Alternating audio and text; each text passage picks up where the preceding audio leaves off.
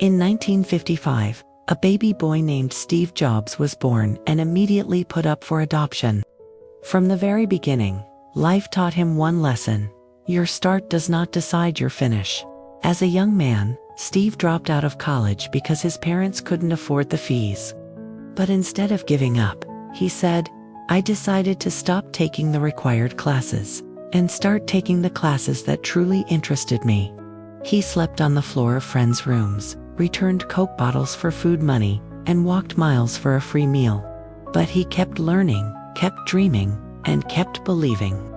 At 20 years old, Steve started Apple in his parents' garage with his friend Steve Wozniak.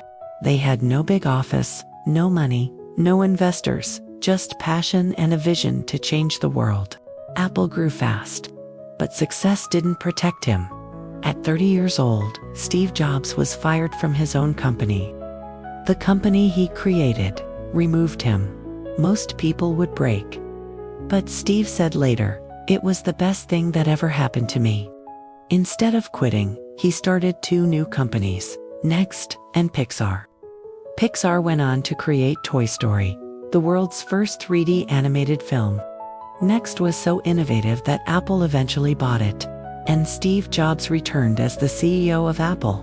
Then came the revolution: the iPod, the iPhone, the iPad. Devices that changed the way the entire world communicates, works, listens, and lives. Steve Jobs proved that you can fail and still rise. You can be rejected and still win. You can lose everything and still come back stronger.